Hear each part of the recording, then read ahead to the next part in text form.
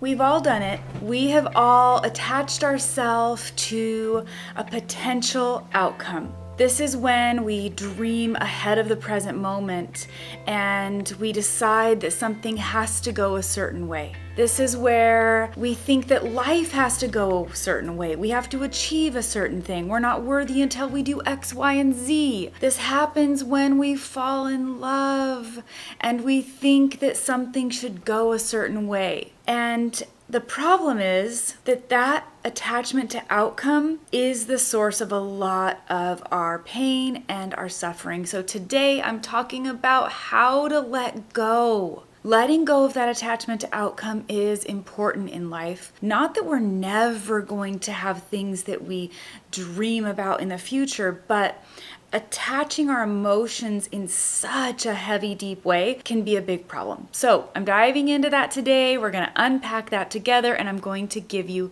some very specific, practical steps that you can do today. For those of you who are new here, I'm Ketra Thompson, and I'm a certified master hypnotist and a relational recovery coach. So what I do is I help my clients go back on a subconscious level to reframe these belief systems and really the stories that they've created about themselves and the world around them. On a subconscious level, we reframe those, bringing more truth and light to that so you can actually address the operating system that's driving your behavior, because the subconscious mind is driving over 95% of everything we think, feel, and do. So if you'd like to learn more about that or how to work with me, check out that link in the description below. All the information is there. You can set up a totally free complimentary consultation call so we can talk about what's going on and see if this is a good fit for us to work together. Also, I really appreciate it when you take the time to hit like and subscribe when this content resonates with you.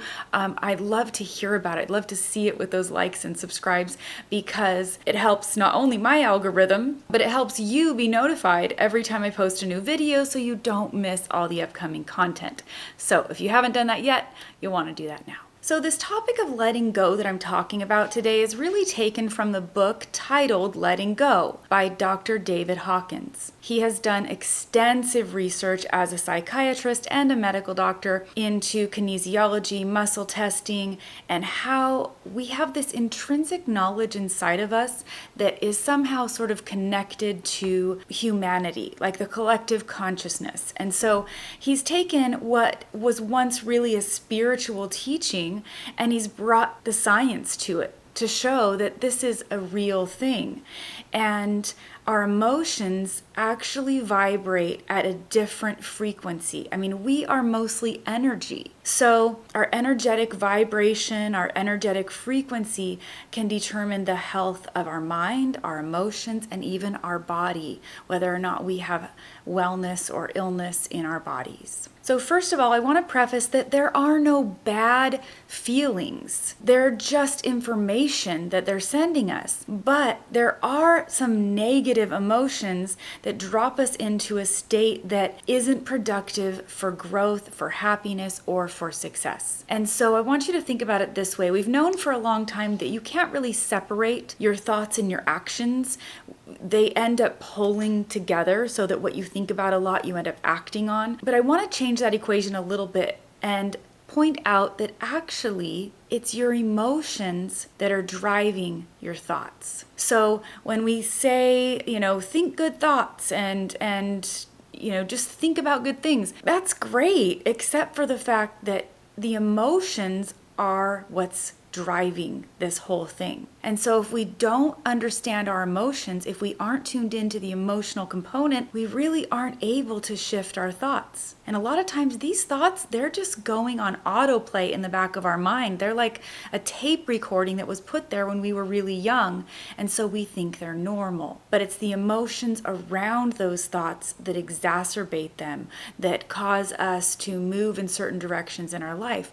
So we really need to understand the emotional component. So in order to understand what our emotions are doing to us on a physical, emotional, mental level, with all of this research that Dr. Hawkins has done, I want to take your attention to a very condensed down version of this chart that he created based on all of the studies and research that he's done. So I'm going to put that up on the screen here. So the first thing is we want to realize that there are layers of these emotions. And the first kind of bottom layer that we don't want to stay in is what I'm going to call the call to action emotions. So this is anger, fear, grief, apathy, guilt, shame. These all calibrate really low. They create an environment in our bodies that can allow for disease and malfunction, depressive issues, anxieties, and we've all been there, but we don't want to stay there. This is not good for us. And if we stay there too long, we create neural pathways that keep us there. So we want to have this awareness of these emotions as they come up. Now, the middle section here is what I call the caution warning section. Okay, if you're feeling kind of this level of acceptance,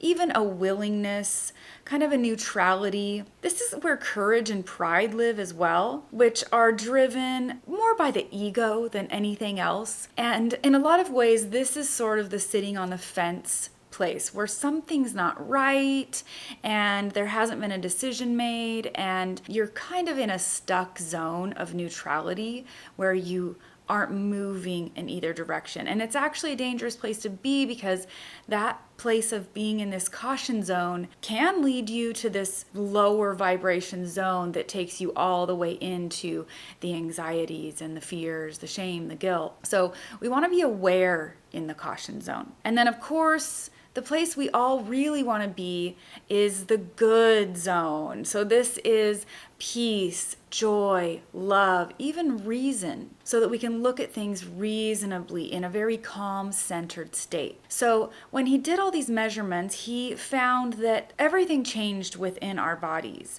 And our vibrational energy is what directs our life. Right? Our success with our work, our success in relationships, our success in anything that matters to us, all has to do with these emotions. So we really need to be able to embrace our emotions. So I want to give you some practical steps so that you can actually move yourself into another zone, because it's not that complicated. It's pretty easy. But the thing is, just because something is simplistic in its process doesn't actually make it super easy to do, right? Like I couldn't go out and do a triathlon today. I hadn't trained for it. I've never done it. It might not be that complicated, but it wouldn't be necessarily easy. So I want to give you some steps that you can take. Step 1 is call a timeout. When emotions come up and you're feeling something going on inside of you, call a timeout. This gives you a place of reflection. So it doesn't always have to be big things that come up where you're triggered. This is giving yourself the time and space to actually feel what's there. Because a lot of times we numb out. We get on our phone, we start scrolling through social media, we distract ourselves. This is where addiction can play in. We get high, we get drunk, we overeat. All of these things are distractions that keep us from even being aware of what those emotions are. So when big emotions come up, you want to call the time out so you can take the space you need to feel what's there. But on a regular basis, you also want to create the space for quietness. And I find this a lot when I'm walking. I live right by the river. I walk my dog a lot out there, and I don't wear earbuds.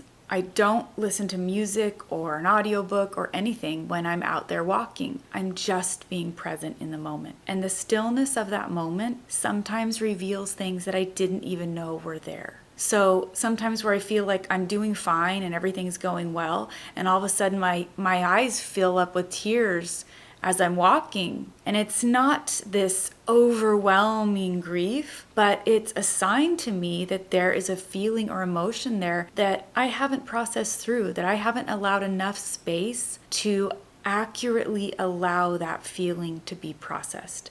So the first thing is you want to call the time out or create space. It has to be intentional because we have so many distractions in our world that we very rarely give ourselves the mental space that we need to actually feel what we need to feel. So the next step in this process is identifying what you're feeling. What you're feeling might be tied to a story, like what will other people think of me if they see this, if I do that, if they find out?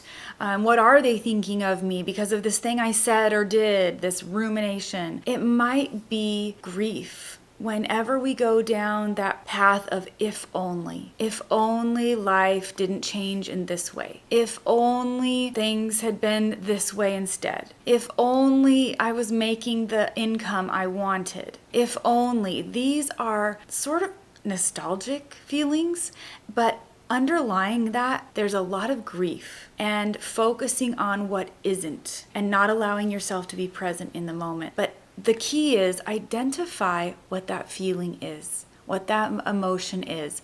You can name it if you're able to, or you can pinpoint where you feel it in your body, because that's a really great way to start identifying what's going on in you the more tuned into your body that you get. The next step that you'd want to do is you really want to sit with that feeling with no judgment. You want to breathe. You want to be still.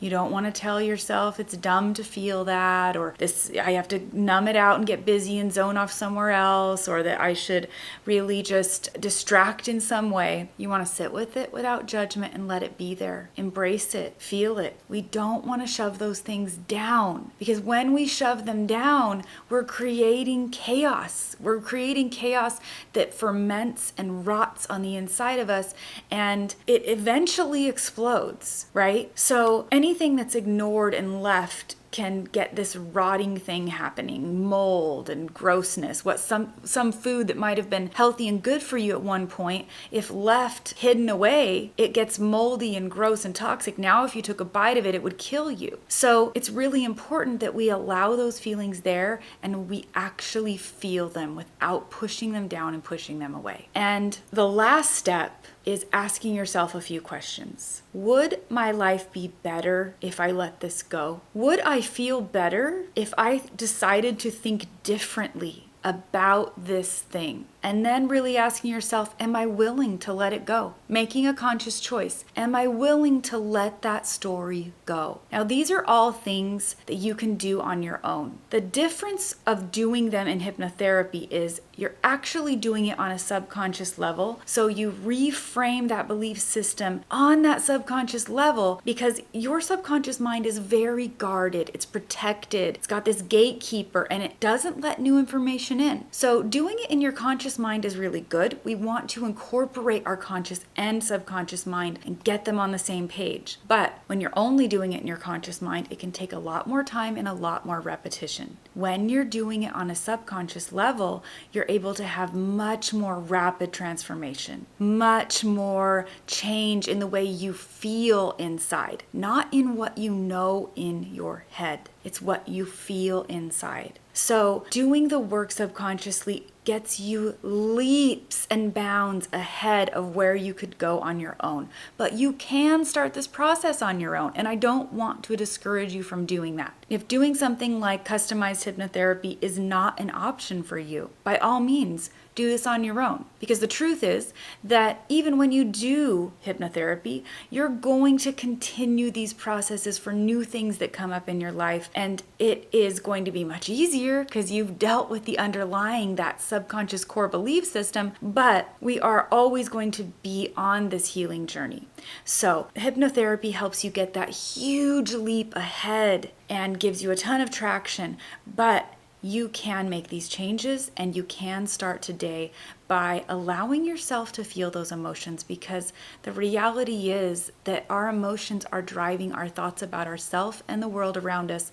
They're affecting our mental health, our physical health, our spiritual health, all of it. And so we don't want to ignore those anymore. And most of us have been taught to ignore them. So the story we tell ourselves is really the problem. It's not that we don't ever want to be attached to something or someone. The problem is in the story. We create a narrative in our mind and we believe that story, and that's how we live our life and create our identity based on this set of rules, this story, this narrative we told ourselves. I have to be X, Y, and Z. I have to do this, this, and this. I'm not good enough for love or this job or to let my guard down. I'm not ahead enough to take a break and relax. And the thing is, when we put a lot of pressure on ourselves to be perfect, it creates an intense amount of anxiety in us. So if we were trying to walk, with one foot in front of the other, like we were on a pretend balance beam on this ground right here, we'd be fine. We'd probably walk a perfect line. But if we were gonna get on a true tiny little